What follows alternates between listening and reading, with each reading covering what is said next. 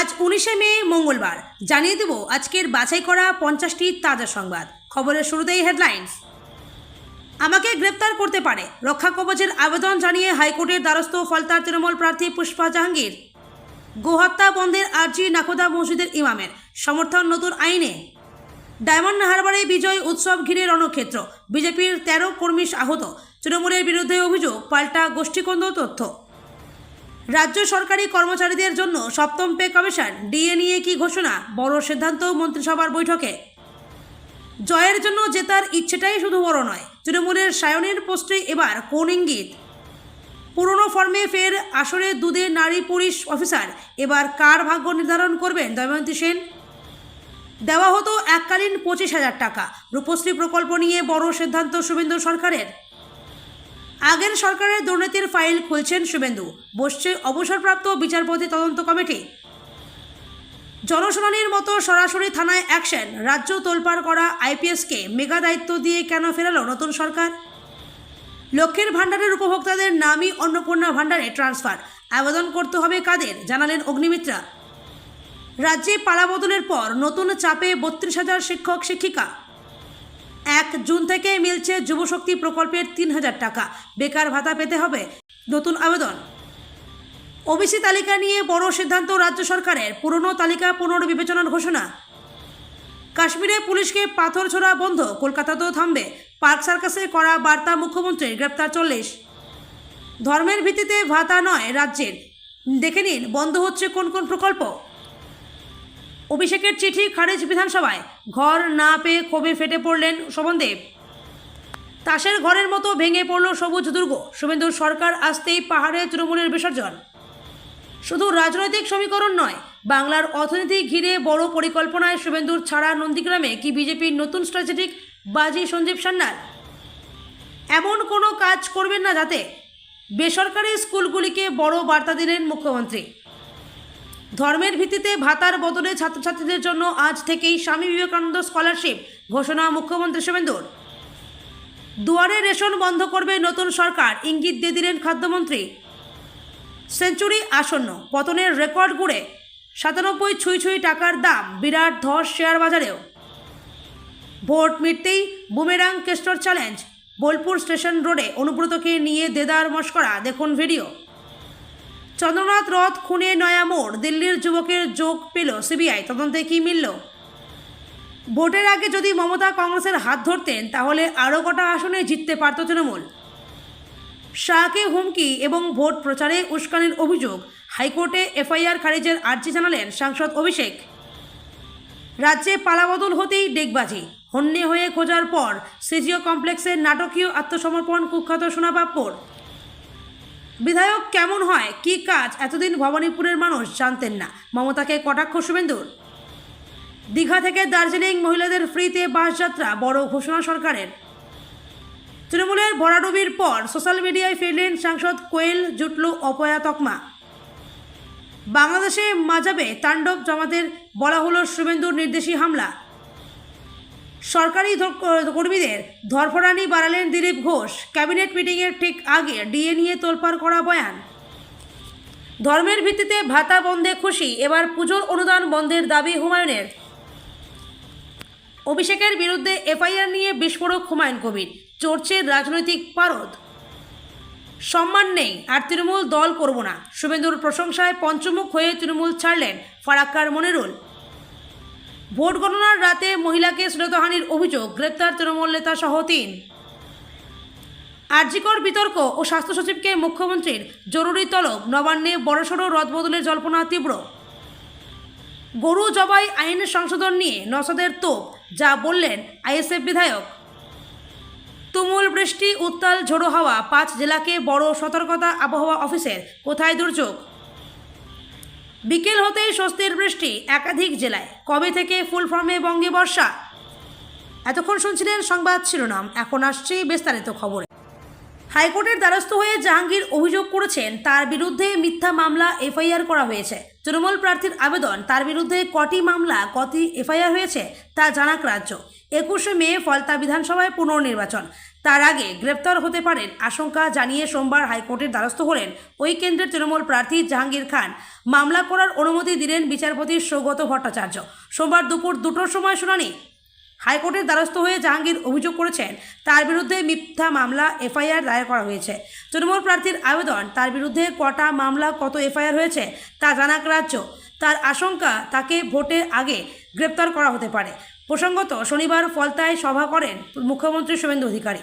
তৃণমূল সাংসদ অভিষেক বন্দ্যোপাধ্যায়ের ঘনিষ্ঠ তৃণমূল প্রার্থী জাহাঙ্গীরকে তোপ দেগে তিনি বলেছিলেন, ভোট শেষ হোক, ওর ব্যবস্থা করব, সেই দায়িত্ব আমার। গবাদি পশু হত্যা নিয়ে রাজ্য সরকারের নতুন নির্দেশিকাকে প্রকাশ্যে সমর্থন জানালেন কলকাতার নাখোদা মসজিদের ইমাম শফিক কাশমি। শুধু আইনকে স্বাগত জানানোই নয়, মুসলিম সমাজের উদ্দেশ্যেও বিশেষ বার্তা দিয়েছেন তিনি। ইমামের আবেদন, গোহত্যা এবং গোমাংস খাওয়া থেকে বিরত থাকুন মুসলিমরা। পাশাপাশি গরুকে জাতীয় পশুর মর্যাদা দিয়ে সংরক্ষণের দাবিও তুলেছেন তিনি। সম্প্রতি রাজ্য সরকার 1950 সালের প্রাণী সম্পদ আইন মেনে গবাদি পশু জবাই ও প্রকাশ্যে মাংস বিক্রির ক্ষেত্রে কড়া নিয়ম কার্যকর করেছে। সেই সিদ্ধান্ত ঘিরে যখন রাজনৈতিক বিতর্ক তুঙ্গে, তখনই নাখোদা মসজিদের ইমামের বক্তব্য নতুন মাত্রা যোগ করেছে।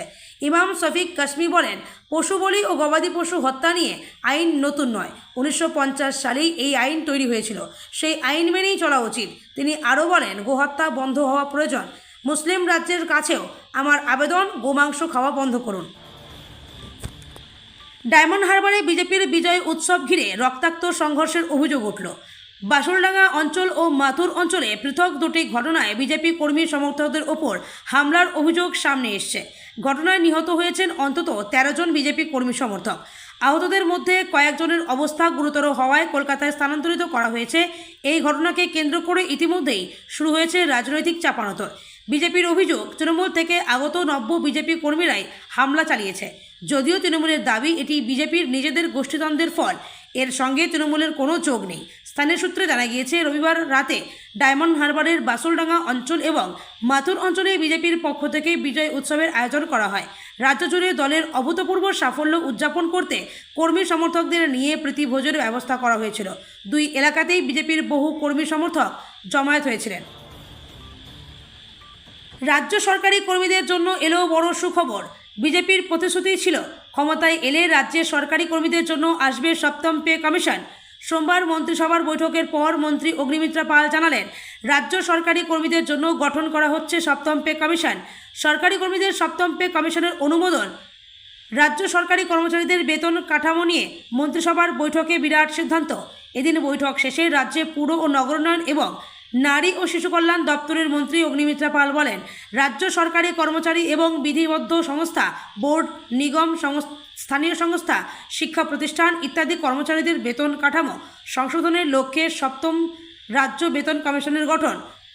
রাজ্যে চালু 6ষ্ঠ পে কমিশন বা রোপা 2019-এর মেয়াদ শেষ হয়েছে 31শে ডিসেম্বর 2025। হিসেব মতো 1 জানুয়ারি 2026 থেকে 7ম পে কমিশনের সুপারিশ কার্যকর হওয়ার কথা। অভিনেতা জিতু কামাল বনাম তৃণমূল সাংসদ তথা অভিনেত্রী সায়নী ঘোষের তরজা নতুন করে চাঞ্চল্য যোগ করেছে ইন্ডাস্ট্রির অন্তরে। অভিনেতার দাবি ছিল তিনি সায়নীর থেকে হুমকিও পেয়েছেন বলে। সেই বিতর্কের সূত্রপাত 2022 সালের এক দুর্ঘটনাকে কেন্দ্র করে। তবে এবার সায়নী ঘোষের পোস্ট অন্য এক বিষয়কে কেন্দ্র করে। সদ্য 2026 বিধানসভা ভোটে ধরাশায়ী তৃণমূল কংগ্রেস। এরপর থেকেই তৃণমূলের একাধিক নেতার মুখে দল নিয়ে নানান বিতর্কিত মন্তব্য আসে। তাদের মধ্যে অনেকেই সিনিয়র নেতা। অস্বস্তিতে পড়ে তৃণমূল।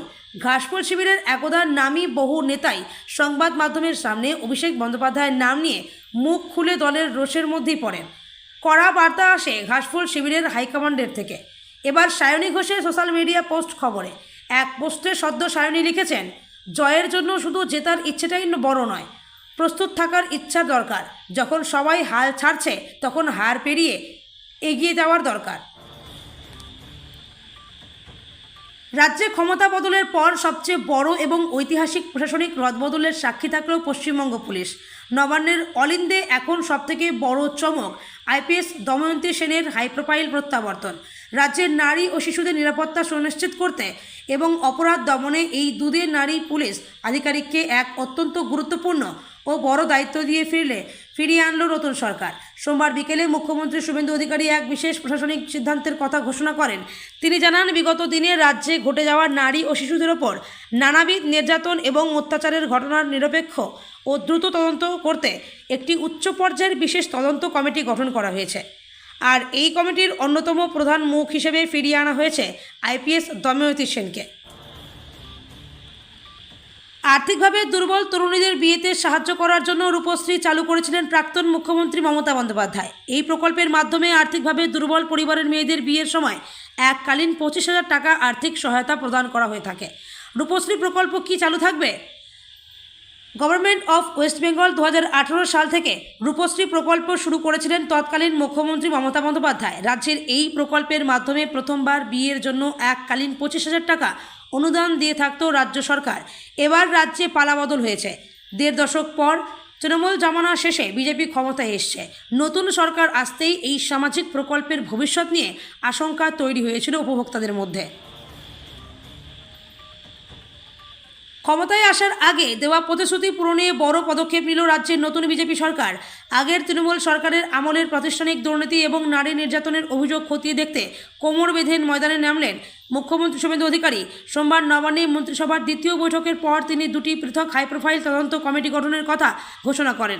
কলকাতা হাইকোর্টের 2 অবসরপ্রাপ্ত বিচারপতির নেতৃত্বে এই কমিটি দুটি কাজ করছে, যার মধ্যে প্রাতিষ্ঠানিক দুর্নীতি তদন্ত কমিটির দায়িত্বে থাকছেন অবসরপ্রাপ্ত বিচারপতি বিশ্বজিৎ বসু। আগামী 1 জুন থেকেই এই কমিটিগুলি পুরোদমে কাজ শুরু করতে চলেছে।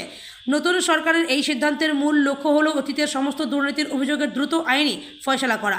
মুখ্যমন্ত্রী স্পষ্ট জানিয়েছেন, আগের জামানার কোনো দুর্নীতি ধামাচাপা দিতে দেওয়া হবে না। এই তদন্ত প্রক্রিয়াকে অত্যন্ত দ্রুত গতিতে এগিয়ে নিয়ে যাওয়া হবে বলে কমিটি গঠনের পর মাত্র 30 দিনের মধ্যে প্রাথমিক রিপোর্ট জমা দিতে হবে। রাজ্যে ক্ষমতা দখলের পর সবচেয়ে বড় এবং ঐতিহাসিক প্রশাসনিক রদবদলের সাক্ষী থাকল পশ্চিমবঙ্গ পুলিশ। নবান্নের অলিন্দে এখন থেকে বড় চমক আইপিএস দময়ন্তী সেনের। হাইপ্রোফাইল প্রত্যাবর্তন রাজ্যের নারী ও শিশুদের নিরাপত্তা সুনিশ্চিত করতে এবং অপরাধ দমনে এই দুদিন নারী পুলিশ আধিকারিককে এক অত্যন্ত গুরুত্বপূর্ণ ও বড় দায়িত্ব দিয়ে ফিরিয়ে আনল নতুন সরকার। সোমবার বিকেলে মুখ্যমন্ত্রী শুভেন্দু অধিকারী এক বিশেষ প্রশাসনিক সিদ্ধান্তের কথা ঘোষণা করেন। তিনি জানান, বিগত দিনে রাজ্যে ঘটে যাওয়া নারী ও শিশুদের ওপর নানাবিধ নির্যাতন এবং অত্যাচারের ঘটনার নিরপেক্ষ ও দ্রুত তদন্ত করতে একটি উচ্চ পর্যায়ের বিশেষ তদন্ত কমিটি গঠন করা হয়েছে। আর এই কমিটির অন্যতম প্রধান মুখ হিসেবে ফিরিয়ে আনা হচ্ছে আইপিএস দময়ন্তী সেনকে। রাজ্যে পালাবদলের পর মুখ্যমন্ত্রী শুভেন্দু অধিকারী জানিয়েছিলেন, কোনো সামাজিক প্রকল্প বন্ধ হবে না। আর মহিলাদের আর্থিক প্রকল্প নিয়ে নিজেদের অবস্থান স্পষ্ট করল রাজ্য সরকার। এই প্রসঙ্গে সোমবার নারী এবং শিশু কল্যাণ মন্ত্রী অগ্নিমিত্রা পাল জানান, যারা লক্ষ্মীর ভাণ্ডার পেতেন তাদের নাম অন্নপূর্ণা ভাণ্ডারে স্থানান্তরিত করা হবে। নবান্ন থেকে সোমবার এই ঘোষণা করেন রাজ্যের মন্ত্রী অগ্নিমিত্রা পাল। সোমবার নবান্ন থেকে এই ঘোষণা করেন তিনি। একই সঙ্গে তিনি জানান, 1 জুন থেকে রাজ্যের সব জায়গায় মহিলাদের জন্য নিখরচায় সরকারি বাস পরিষেবা চালু করা হবে বলেও জানান তিনি। একই সঙ্গে তিনি আরও জানান, যারা লক্ষ্মীর ভাণ্ডারে টাকা এখন পাচ্ছেন না বা উপভোক্তা নন, তাদের অন্নপূর্ণা ভাণ্ডারের নাম নথিভুক্তর জন্য আবেদন করতে হবে। 32,000 চাকরি বাতিলের মামলা গ্রহণ করল সুপ্রিম কোর্ট। সোমবার বিচারপতি দীপঙ্কর দত্ত এবং বিচারপতি সতীশ চন্দ্র শর্মার বেঞ্চ সব পক্ষকে নোটিশ ইস্যু করেছে। আগস্টের 3য় সপ্তাহে হবে শুনানি। বিচারপতি দীপঙ্কর দত্তের পর্যবেক্ষণ, আমাদের দেখতে হবে শিশুদের ভবিষ্যৎ যাদের উপর ন্যস্ত আছে তারা প্রকৃত অর্থের যোগ্য কিনা। 2016 সালে প্রাথমিকে বেআইনি নিয়োগের অভিযোগে কলকাতা হাইকোর্টের সিঙ্গল বেঞ্চে 32,000 শিক্ষকের চাকরি বাতিল করেছিলেন তৎকালীন বিচারপতি অভিজিৎ গঙ্গোপাধ্যায়। এরপর সেই নির্দেশ খারিজ করে শিক্ষকদের চাকরিতে বহাল করেছিলেন কলকাতা হাইকোর্টের ডিভিশন বেঞ্চ। কলকাতা হাইকোর্টের ডিভিশন বেঞ্চের রায়কে চ্যালেঞ্জ করে সুপ্রিম কোর্টের দ্বারস্থ হয়েছিলেন চাকরি প্রার্থীদের একাংশ। আজ সেই মামলা গ্রহণ করল সুপ্রিম কোর্ট। পশ্চিমবঙ্গে ক্ষমতার পালাবদলের পর নির্বাচনী প্রতিশ্রুতি পূরণে বড় পদক্ষেপ নিতে চলেছে নতুন বিজেপি সরকার। আগামী 1 জুন থেকে রাজ্যের বেকার যুবক যুবতীদের জন্য চালু হতে যাচ্ছে বহুল প্রতীক্ষিত যুবশক্তি প্রকল্প। এই প্রকল্পের আওতায় যোগ্য প্রার্থীরা প্রতি মাসে 3,000 টাকা করে বেকার ভাতা পাবেন। তবে এই আর্থিক সুবিধা পেতে গেলে চাকরি প্রার্থীদের সম্পূর্ণ নতুন প্রক্রিয়ায় যুবশক্তি ভরসা কার্ডের জন্য আবেদন করতে হবে। পূর্ববর্তী তৃণমূল সরকারের আমলে রাজ্যে যুবশ্রী ও যুবসাথীর মতো বেকার ভাতা চালু ছিল। এর পাশাপাশি গত ফেব্রুয়ারিতেও বেকার ভাতার পরিধি বাড়ানোর ঘোষণা করা হয়েছিল। তবে রাজনৈতিক পট পরিবর্তনের পর এবার সম্পূর্ণ নতুন অঙ্গিকে যুবশক্তি প্রকল্প আনতে চলেছে বর্তমান সরকার। প্রশাসনিক সূত্রে খবর, পূর্বের তালিকায় নাম থাকলেও এই 3,000 টাকার ভাতা পেতে গেলে চাকরি প্রার্থীদের নতুন করে যুবশক্তি ভরসা কার্ডের জন্য আবেদন জানাতে হবে। রাজ্য সরকার বদলের পর প্রশাসনিক স্তরে একের পর এক বড় সিদ্ধান্ত নিচ্ছে নতুন সরকার। এবার অন্যান্য অনগ্রসর শ্রেণী বা ওবিসি তালিকা নিয়েও গুরুত্বপূর্ণ পদক্ষেপের ইঙ্গিত মিলল। সোমবার মন্ত্রিসভার বৈঠকের পর রাজ্যের নারী ও শিশু কল্যাণ মন্ত্রী অগ্নিমিত্রা পাল জানান, রাজ্যের ওবিসি তালিকা পুনর্বিবেচনা করা হবে। নবান্নে অনুষ্ঠিত মন্ত্রিসভার বৈঠকে এদিন একাধিক গুরুত্বপূর্ণ সিদ্ধান্ত নেওয়া হয়। সরকারি বাসে মহিলাদের বিনামূল্যে যাতায়াত, সপ্তম পে কমিশন এবং বিভিন্ন জনকল্যাণমূলক প্রকল্পের পাশাপাশি ওবিসি সংরক্ষণ নিয়েও আলোচনা হয়েছে বৈঠকে জানা গিয়েছে। বৈঠকের পর সাংবাদিকদের মুখোমুখি হয়ে অগ্নিমিত্রা পাল বলেন, পশ্চিমবঙ্গ সরকারের অধীনস্থ চাকরি ও সরকারি দপ্তরে অন্যান্য অনগ্রসর শ্রেণীর জন্য যে সংরক্ষণ ব্যবস্থা হয়েছে তা পুনর্বিবেচনা করা হবে। পার্ক সার্কাসে পুলিশের ওপর হামলার ঘটনাকে কেন্দ্র করে কড়া বার্তা দিলেন মুখ্যমন্ত্রী শুভেন্দু অধিকারী। সোমবার ঘটনাস্থল পরিদর্শনে গিয়ে তিনি স্পষ্ট জানিয়ে দেন, তার সরকারের আমলে পুলিশের ওপর হামলা বরদাস্ত করা হবে না। কাশ্মীরে পুলিশকে পাথর ছোড়া বন্ধ হয়েছে, কলকাতাতেও তা বন্ধ হবে মন্তব্য করেন তিনি। ইতিমধ্যেই ঘটনায় 40 জনকে গ্রেপ্তার করেছে পুলিশ। রবিবার পার্ক সার্কাস এলাকায় রাজ্য সরকারের বুলডোজার নীতির প্রতিবাদে কয়েকশো মানুষ বিক্ষোভে সামিল হন। পরিস্থিতি উত্তপ্ত হয়ে ওঠে যখন পুলিশ রাস্তা খালি করার নির্দেশ দেয়। বিক্ষোভকারীদের অভিযোগ, প্রথমে পুলিশ লাঠিচার্জ করে, অন্যদিকে পুলিশের দাবি তাদের উপর আচমকা ইট বৃষ্টি শুরু হয় এবং কেন্দ্রীয় বাহিনীর গাড়িতেও ভাঙচুর চালানো হয়। ধর্মের নামে বাড়তি সুবিধা আর নয়, রাজ্যে ধর্মের ভিত্তিতে যে ভাতাগুলো দেওয়া হতো তা বন্ধ করে সেই বার্তাই দিয়েছে সরকার। বাংলায় বিজেপি সরকারের এখনও 10 দিনও পেরোয়নি, ইতিমধ্যেই একের পর এক নজিরবিহীন পদক্ষেপ করেছে শুভেন্দু অধিকারীর সরকার। সোমবারের মন্ত্রিসভার বৈঠকে বেশ কয়েকটি বড় সিদ্ধান্ত নেওয়া হয়েছে।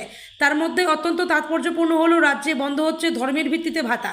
পূর্বতন তৃণমূল সরকার পড়ুয়া থেকে ধর্মগুরু সকলের জন্যই ধর্মের ভিত্তিতে একাধিক প্রকল্প চালু করেছিল। আগামী মাস থেকে তা বন্ধ হতে চলেছে। চলুন দেখে নেওয়া যাক কোন কোন ভাতা এবার বন্ধ হতে। রাজনৈতিক পালাবদলে খালি এবার শিয়ালদহ প্ল্যাটফর্ম। 1 থেকে 21 নম্বর প্ল্যাটফর্ম থেকে হকার মুক্ত।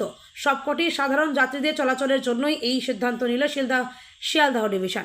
স্বাগত জানালেন সাধারণ যাত্রীরা। প্রায় 200 থেকে 250-র বেশি হকার মুক্ত করা প্ল্যাটফর্মগুলি থেকে নিত্যদিন শিয়ালদহ ডিভিশনের মেন এবং দক্ষিণ শাখা থেকে প্রায় 9 লক্ষ যাত্রী যাতায়াত করেন। শিয়ালদহ রেলওয়ে স্টেশন থেকে প্রতিদিন প্রায় 885 থেকে 921টি শহরতলির লোকাল ট্রেন চলাচল করে। এছাড়া দূরপাল্লার মেল, এক্সপ্রেস ট্রেন ও প্যাসেঞ্জার ট্রেন প্রায় 158টি ট্রেন মিলিয়ে প্রতিদিন প্রায় 1591টিরও বেশি ট্রেন এই স্টেশনটিতে যাতায়াত করে। শিয়ালদহ কর্তৃপক্ষের দাবি, ব্যাঙের ছাতার মতো একের পর এক হকার বসে যাচ্ছিল। মূলত বিগত শাসক দলের ইউনিয়নগুলির দাপটে এই হকারদের তোলা সম্ভব হয়নি, কিন্তু পালাবদলের পরে শিয়ালদহ স্টেশনের প্ল্যাটফর্মকে সম্পূর্ণ হকার মুক্ত করা সম্ভবপর।